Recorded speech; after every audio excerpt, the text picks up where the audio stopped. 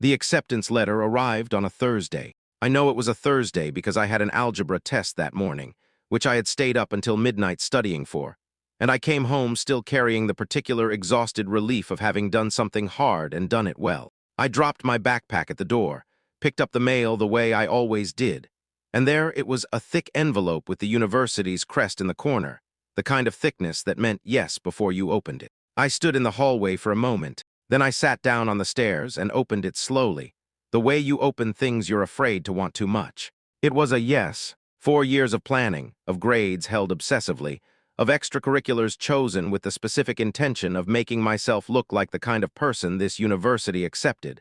And the answer was yes. The program I'd wanted since I was 14. The city I'd been dreaming about since I first saw it on a map and felt, inexplicably, that I was supposed to be there. My mother cried. I don't say that to make her seem warm, or to make what came later seem more complicated than it was, though it is complicated, and it did come later. I say it because she did, genuinely, cry. She held the letter and read it twice and pressed her hand to her mouth, and her eyes filled. And in that moment she seemed entirely and completely proud of me, in a way I had not known I was hungry for until it was suddenly there. My father hugged me for a long time, longer than was usual for him. He was not, as a rule, a physical person. But he held on, and over his shoulder I could see the kitchen where my mother was already on the phone. I assumed to tell someone, and the whole house had a quality of brightness that I recognized as happiness. I was 17. I believed in the evidence in front of me. 2 weeks later, they sat me down at the kitchen table. My mother had made tea. My father had his hands folded on the table in the way he folded them when he was preparing to say something he had rehearsed. I noticed these things and told myself they meant nothing in particular. "We've been looking at the finances," my mother said. The sentence had a shape I recognized but couldn't name yet. "And we're so proud of you," my father said. "We want you to know that first. The university costs," my mother began. "There's no college fund," my father said, quietly, simply, like saying there was no more milk. The room did not change. The tea was still hot. The light through the kitchen window was still the same late afternoon gold. "What do you mean?" I said. "We looked at what we'd set aside," my mother said. "It isn't enough. Not for the fees, the housing, the cost of living. We saved some," my father said, "but not enough, I'm sorry, Em." I looked at them both. They looked back. Their faces had the expression of people who were suffering alongside me, who had delivered bad news they hadn't wanted to deliver, who were as disappointed as I was, who would change things if they could. I believed them. Of course, I believed them. "What are my options?" I said. "Student loans," my mother said. "A lot of students do it. You'll be fine, you're the kind of person who manages these things." I nodded. I went to my room and sat on my bed and looked at the acceptance letter I'd pinned to the corkboard above my desk, and I thought, okay, loans work, it's fine. Lots of people do it. Lots of people did. I was about to become one of them. I signed the loan papers on a Monday in August, before the semester started. The amount seemed abstract in the way that large numbers sometimes are before you've understood them in terms of time, in terms of how many years of your life they represent. I was 18. I didn't understand them yet. I would. My sister Sarah was 15 when I left for university, and she cried at the airport real tears, the kind that children produce without any strategy behind them. She was going to miss me. I was going to miss her too. We had shared a bathroom for 15 years and the particular proximity of sisters who had grown up close in age. And whatever the complications that came later, the love in that airport was genuine. What I understood less clearly at 18 was that the house I was leaving and the house I came back to for holidays were subtly different places. Different in the way things are different when you've been away long enough to stop explaining them away. By the time I was 20, Sarah was 17. And the family had reorganized itself around her in ways I was only beginning to catalog. The car incident happened during my second year. Sarah borrowed my father's car, she had a provisional license and was not supposed to drive unsupervised, and reversed it into a concrete wall behind the grocery store. The damage was substantial. The rear panel, a tail light, a section of trim that had to be entirely replaced. The repair shop quoted just under $1,400. My parents paid it without significant discussion. I know this because I happened to be home for a long weekend when it happened, and I watched the process. The initial upset, my mother's voice behind closed doors, my father sighing in the kitchen, and then within 48 hours, a return to ordinary life. The car went in on a Tuesday. It came out on a Friday. Sarah was grounded for 2 weeks, which lasted approximately 10 days. The reason I am telling you about the car is this. 6 months earlier, during my first year at university, I had needed $260 for a textbook set required for a core module. I had called home and asked, carefully, whether there was any possibility of help. My father had said, with genuine regret, that things were tight. Perhaps the library. I checked the library, borrowed what I could, paid for the rest with money from a weekend shift at a coffee shop, which meant I worked instead of studying that particular Saturday, which meant I didn't sleep until 2 in the morning to catch up. $1,400 for a car. $260 I was told wasn't available. I did not, at 20, connect these things clearly. I told myself circumstances were different, that the car was an emergency, that my parents were doing their best. I was very good at telling myself things. The pattern had its own vocabulary, developed over years of application. When Sarah needed something and received it, the transaction required no language. It simply happened. When I needed something and was declined, there was always a phrase. "You're stronger, Emily. You've always been the capable one. Your sister needs us more right now. You'll figure it out, you always do." I received these phrases the way I received compliments at first. Proof of something good about me. Evidence that my parents saw in me a quality worth having. It took me an embarrassingly long time to understand that they were not compliments. They were explanations. They were the family's way of filing the transaction away, of making the disparity legible without making it visible. If my competence was a character trait, something innate and reliable, then it required no investment. It was simply there, like a natural resource, to be used without concern for depletion. Sarah, at 19, decided after 1 semester that her chosen field wasn't right for her. She left. My parents, and I learned this in pieces over years, covered the tuition she lost, approximately $4,000, and supported her financially through the 7 months of figuring out what came next. They covered her rent. They covered her phone. They bought her groceries in the careful, quiet way that parents do when they're helping without wanting it to seem like charity. I found this out not at the time, but later, much later. At the time, I was 20, working 2 jobs around a full course load, living in a shared apartment with 4 other students because a shared apartment with 4 people was the configuration my budget allowed. My parents called every Sunday. They asked how I was. I said fine. I had learned by then that saying *fine was easier than the alternative, easier than describing the particular texture of exhaustion that comes from never having enough hours or enough money, the way falling behind on sleep feels identical to falling behind on debt, the compound interest of a life running at maximum capacity with no buffer. "You're doing so well," my mother would say. "We're so proud." And I would say, "Thanks, Mom," and hang up and go back to work. By my 3rd year, I had mostly stopped being angry. Not because the injustice had resolved itself, but because anger is expensive and I had nothing to spare. I became instead very efficient. My grades were excellent. My jobs were reliable. I budgeted with the discipline of someone who knows that 1 missed shift means a choice between rent and groceries, and I made that kind of choice work, and I filed the experience away as a fact about myself. I am someone who manages. What I didn't understand then was that this was not a fact I had discovered. It was a fact I had been required to develop. There is a difference. I made my final student loan payment on a Friday in March, 12 years after I signed the original papers in August. I was 33, 12 years of consistent payments, of interest that had compounded on top of principal until the original amount felt almost abstract, of a debt that had quietly shaped every financial decision of my adult life. What to save, what to defer, what to want, and then unwant because wanting cost money I didn't have. I made the payment, and I received a confirmation email, and I sat in my car in the parking garage of my office building for about 10 minutes, doing nothing. Then I called my friend Nadia. "Done," I said. She screamed.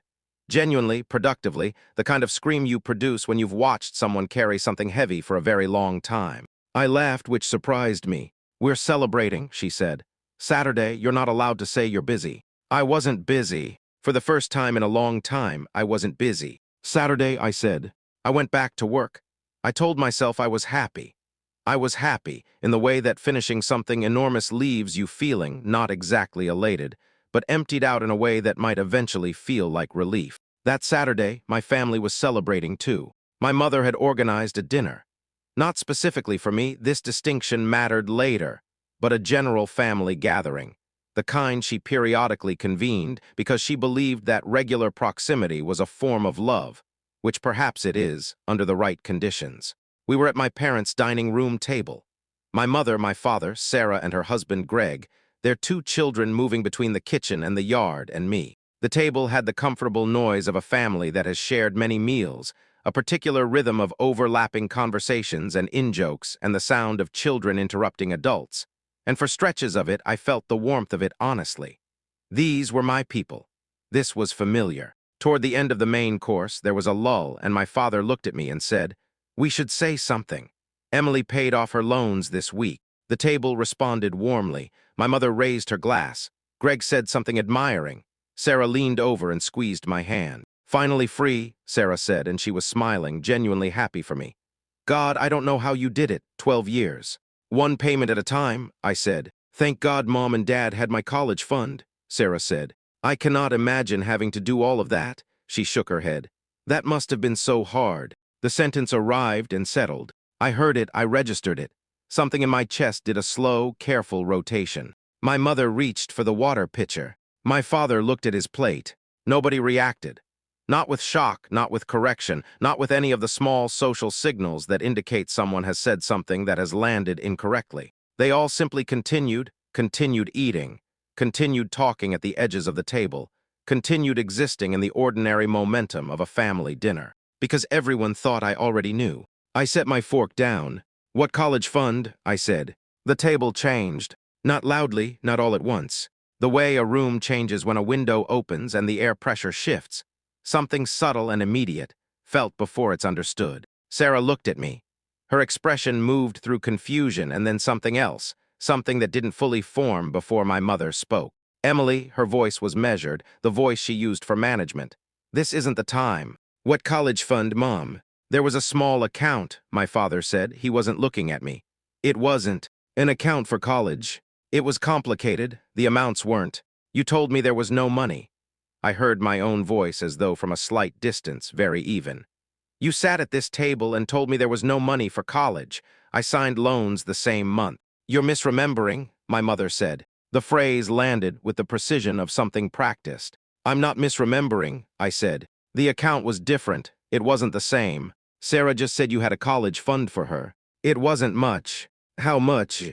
My mother looked at my father. My father looked at the table. "How much?" I said again. The dinner continued around this conversation in a kind of surreal parallel. The children somewhere in the house, Greg refilling his water glass.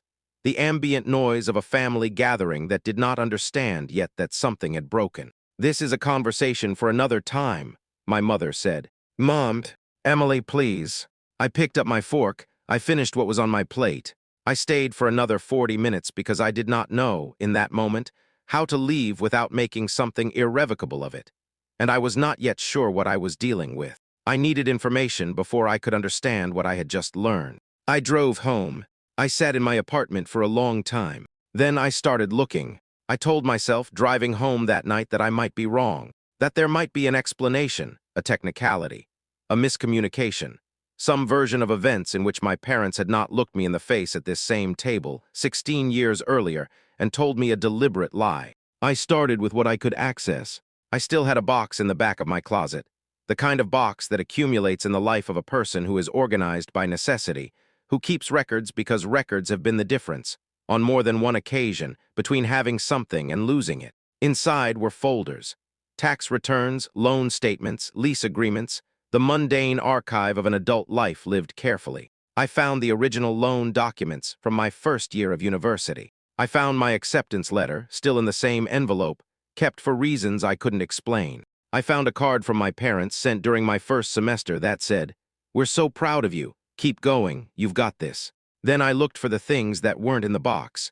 I called my bank and requested historical records from the joint account my parents had maintained during my adolescence. The family account that had paid for household expenses, school fees, the ordinary costs of raising children. As a minor, I had been a named secondary account holder for emergency purposes.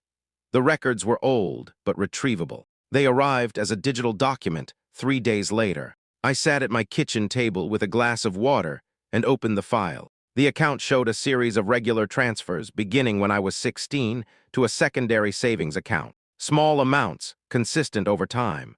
A college fund in the most literal sense, money being set aside, specifically and deliberately for education. The transfers continued until I was 17. Then they stopped, and a different set of transfers began, to another account.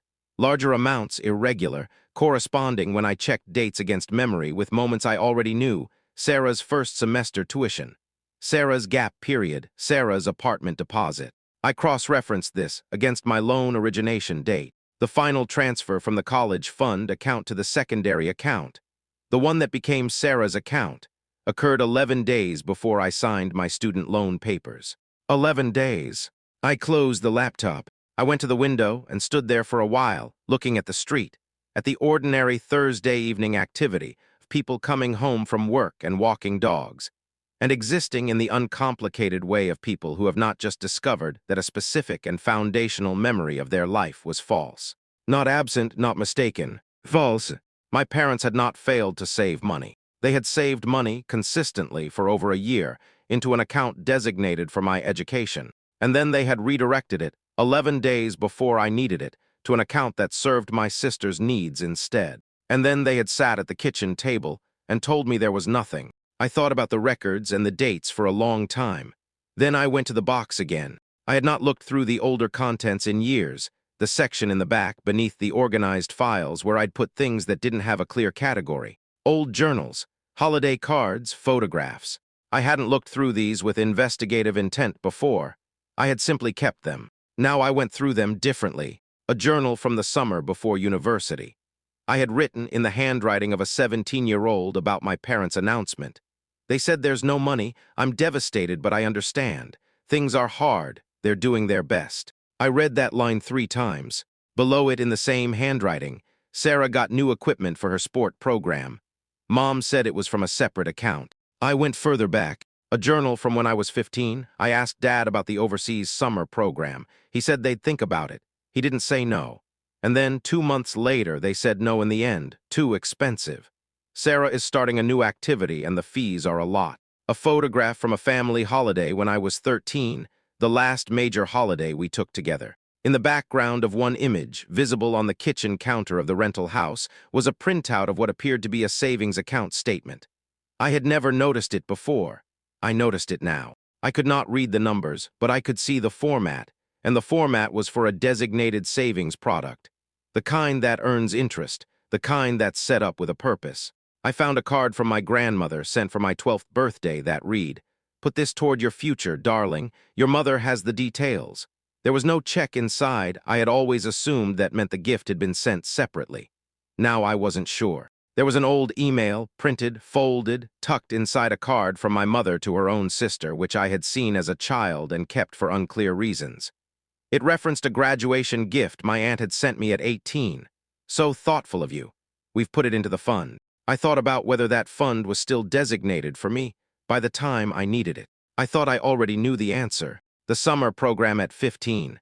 The overseas program I'd been told was too expensive. The birthday gift from my grandmother. The graduation gift from my aunt. Each one, individually, was explainable. Each one had come with a reason that sounded like circumstances and timing and the ordinary financial pressures of a family trying to manage. But there was a pattern. And the pattern had a direction. Every time there were resources designated for me, they disappeared in the direction of my sister. Not maliciously, perhaps not consciously at first, but repeatedly, consistently, with such regularity that it was no longer coincidence. It was a system with a beneficiary and a source, and I was the source. I called my father on a Tuesday evening.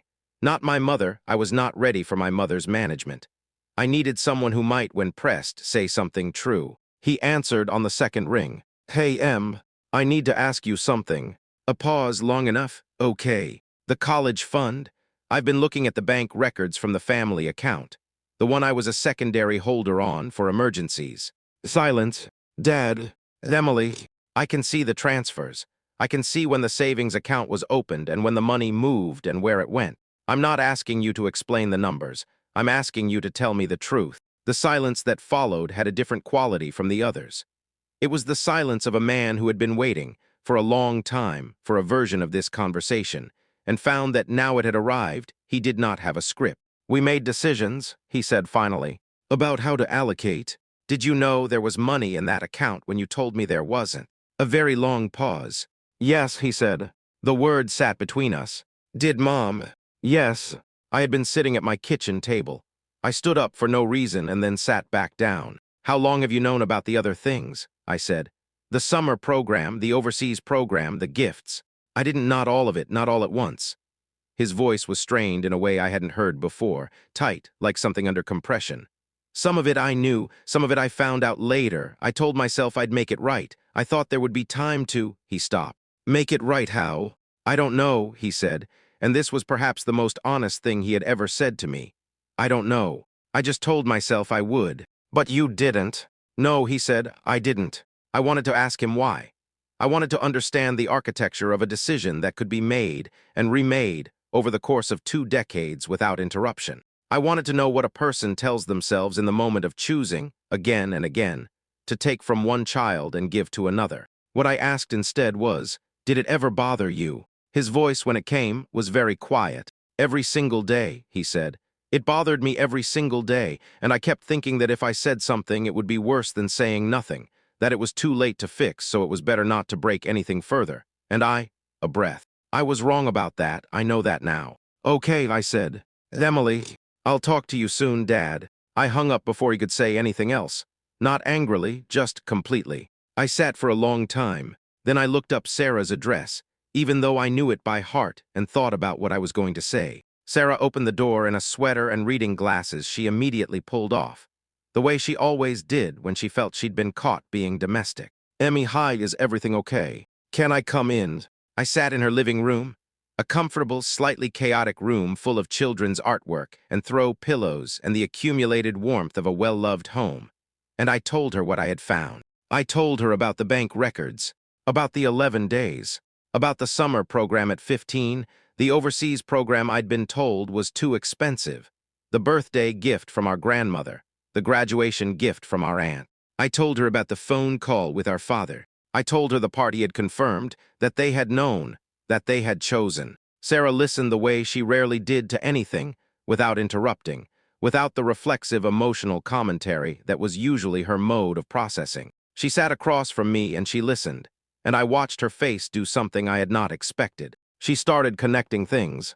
I could see it, the literal visual process of a person whose internal map of their own history was being redrawn in real time. The moments where her expression shifted told me she wasn't hearing abstract information. She was remembering. "The apartment deposit," she said. "When I was 22, Mom said it was from savings." "I know." She said it was money they'd put aside, that it wasn't touching anything. I asked her specifically if it was okay, if it was going to be a problem, and she said— Sarah stopped. "She said you'd contributed to the family savings and that you'd want this for me." Her voice had gone slightly strange. "I thought she meant, I don't know what I thought she meant. I thought it was money you'd added to a shared fund." "It wasn't."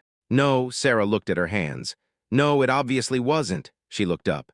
"The tuition from when I dropped out first semester." "Yes." "And the car when I was 17. I don't know the details on that one, but yes." She was quiet for a moment. Then, "Emily, did you know, growing up, did you know it was happening?" "Not clearly," I said. "I knew there was a difference. I didn't know how structural it was." "I didn't know," she said. "I know that doesn't fix anything, but I didn't know it was coming from you." "I know you didn't." "I thought," she pressed her hand to her mouth briefly. "I thought they were taking care of us both, just differently, because we were different people." She looked at me. "I grew up thinking I was just the one who needed more help, that it was a personality thing, that you were independent and I wasn't, and that meant you got less from them, but that you were okay with it." "They told me I was okay with it," I said, "until I started to believe it." Sarah's eyes had filled. Not dramatically, just a slow accumulation, the kind that happens when something lands too fully to redirect. "I have to ask them about this," she said. "I know. What do you need from me?" I had thought about this.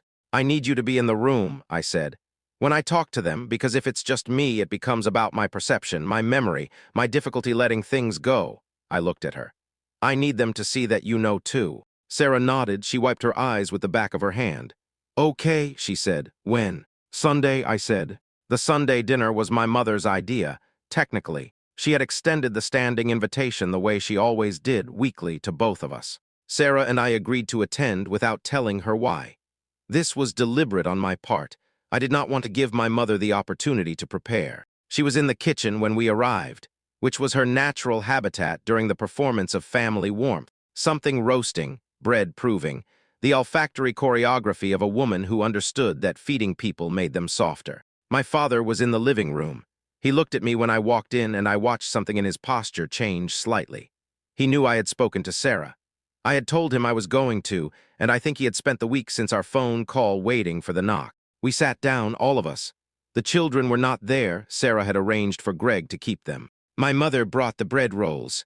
She set them on the table and sat down and looked at the faces in the room and understood immediately that this was not a regular Sunday. "I'd like to talk about the college fund," I said. My mother's expression moved through several registers before landing on the one she had decided on. Careful, patient, slightly wounded. "Emily," she said, "we've talked about this, you're misremembering." "I have the bank records," I said. She stopped. "I was a secondary account holder. The transfers are documented. 11 days before I signed my loan papers, the money from the college savings account was moved." I set a printed summary on the table. "I'm not asking you to confirm the amounts. I already have those. I'm asking you to explain the decision." My mother looked at the paper. She did not pick it up. Sarah's situation was, "Mom," Sarah's voice from beside me, "quiet, stop." My mother looked at her daughter, the golden daughter, the one whose voice, historically, produced a different response than mine. "Sarah," she said. "I know about the apartment deposit," Sarah said. "I know about the tuition. I know about the overseas program Emily was supposed to go on." She paused. "I know about the graduation gift from Grandma." Another pause. "Mom, how long?" The room held itself very still. My father looked at the bread rolls. My mother looked at her hands. "Sarah," she said, "sweetheart, it was more complicated than how long." My mother was quiet for a long moment. Then something in her face shifted, the performance of patience giving way to something underneath it. Something that might have been exhaustion, or the particular release of a person who has been holding a position for 20 years and simply cannot maintain it any longer. "We made decisions," she said. "Every family makes decisions about resources, about who needs what and when. And I always needed less," I said. She looked at me. "You were always fine." "I was fine because I had no other option." "You were fine because you're capable. You've always been capable. You could handle things." "I handled things because you didn't." "Emily." "Why?" The word came out quieter than I expected, not angry, genuinely asking. "Why her? Why always her? Was I not?" I stopped. I had not intended to ask this, but it was, underneath everything, the question I had been carrying for 36 years. Was I not worth the same investment? My mother looked at me. In her eyes was something I couldn't immediately name. Not guilt, exactly. Not love, exactly. Something in between, the expression of a person confronting a truth they have spent decades making legible to themselves in other terms. "We always knew you'd be okay," she said. "That's not an answer. Emily, you've always." "That's not an answer." Silence. My father, who had not spoken, made a sound that was not quite a word. Everyone looked at him. "We worried about Sarah," he said. His voice was careful and very flat, like he was reading from a script he hated. "We always worried about Sarah. Whether she'd manage, whether she'd be all right." He stopped. "With you, we never worried." "You never worried," I said, "because you watched me solve problem after problem that you should have helped with, and you told yourself that meant I didn't need you." He didn't answer. "I was capable," I said. "I was always capable, but I was capable because I had to be, because every time there was something available to make my life easier, it went to her instead. And you stood there and watched me manage and called it strength." My voice was steady. I was surprised it was steady. "It wasn't strength, it was what I had left." My mother started to say something. "Let me finish," I said. She closed her mouth. "You told me you were proud of me. My whole life you said that. Every loan payment, every promotion, everything I achieved by myself, you said you were so proud. But what you were actually proud of," I said, "was that I never needed anything. That's what you were celebrating. The fact that I kept getting back up without asking you for anything. Because every time I got back up on my own, it freed up more for Sarah." The room was completely quiet. "That is not a family," I said. "That is a system, and I was the part that was supposed to keep running no matter what was taken out of it." My mother looked at me for a long moment. "We love you," she said, and I think in her way this was true. "I know," I said, But you treated loving me as something that didn't cost you anything. Sarah you worried about, Sarah you invested in, Sarah you protected, because you weren't sure she'd make it. I looked at my mother steadily. You always knew I'd survive, so you never thought about what it cost me to keep surviving. She had no answer. Neither did my father. I stood up. I'm going to go, I said. I picked up the printed bank summary from the table. I looked at my sister once. She looked back. I'll call you this week, I said to her. And I left. The year that followed was the strangest of my adult life. Not because dramatic things happened, but because ordinary things happened in ways that felt, for the first time, structurally different. I stopped returning every call on the same day. I stopped rearranging my schedule for Sunday dinners that weren't actually about me. I stopped performing the role of the easy child, the one who needed nothing, cost nothing, asked for nothing, and could therefore be given nothing and accept it gracefully. My mother called in October to say that my father's back had flared up again and they needed some help around the house, some errands, some coordination of appointments. The old version of this call would have been simple. I would have said yes. I would have rearranged, absorbed, managed, because that was what I did, and because it was easier than the conversation required by saying no. I'm not available this month, I said. A pause. Emily, he's your father. I know, I hope he feels better. We're family, she said. The phrase delivered with the weight of something that was supposed to settle all questions. We're family. End of discussion. Return to the understood order of things. I had spent a long time being afraid of this phrase. Afraid of what refusing it would mean. About me, about my love, about the kind of person I was or wasn't. Mom, I said, I was your backup plan my whole life. When Sarah needed something, I paid the price. When she fell short, I covered the gap. When resources were limited, I was the resource you drew from. I kept my voice even. That's not family, that's a system, and I'm not available to be a component in it anymore. That's not fair. It's not personal, I said. I'm not punishing you, I'm just not being your backup plan anymore. She said several more things. I listened to them. Some of them landed in the way that a mother's voice always lands, regardless of history. There was a part of me that felt the familiar pull, the gravitational force of a family organized around your perpetual availability. I let it pull, and then I said, I'll talk to you soon, Mom. And I meant it in my own way. I would talk to her. There would be holidays eventually, perhaps dinners. Perhaps over time, something that looked like repair, not the old repair, the kind that required me to contract myself back to the shape they needed, but something new with different dimensions. Or perhaps not. I was not yet sure. Some things needed more time than other things. What I was sure of was this. 3 weeks after that phone call, I sat down at my kitchen table with my laptop and my daughter asleep in the next room and opened a savings account. I named the account, the banks let you name them, a small feature I had never used before, and I typed, Mia's future. I made the first deposit. It wasn't large. I was not yet in a position to make large deposits, and I had learned, the hard way, the importance of honesty about what you can actually sustain. So it was modest and automatic, and it would compound over time. The second deposit processed 3 weeks later, the third the month after that. And I thought, watching the balance grow in the small, steady way that things grow when they're treated as real rather than optional. I thought about my 17-year-old self at the kitchen table with a letter in her hands and a question about her future, and the answer she was given. I thought about how different the answer was going to be for my daughter. Not because I had more money than my parents had, because I had made a decision, in this generation, in this life, that some things were not transferable, that there were things I would not redirect, that the account had a name, and the name was not negotiable, and nothing was going to move the money from that column to another column regardless of what need presented itself, regardless of who asked, regardless of what phrase was used to make the request sound like the obvious thing, the loving thing, the thing a strong person would do. The cycle ended here, not with anger, not with revenge, not with a dramatic confrontation or a final severing of bonds that, however damaged, still existed. Just with a name on an account and a deposit, and the quiet, unshakable decision that my daughter would never sit at a kitchen table and be told there was nothing, when there was, when there always had been, when the nothing had just been sent somewhere else. I closed the laptop. In the next room, my daughter made a small sound in her sleep, the half-conscious murmur of a child who is warm and safe, and not yet old enough to know that these things are choices someone made. I had made mine. That was enough. That finally was enough.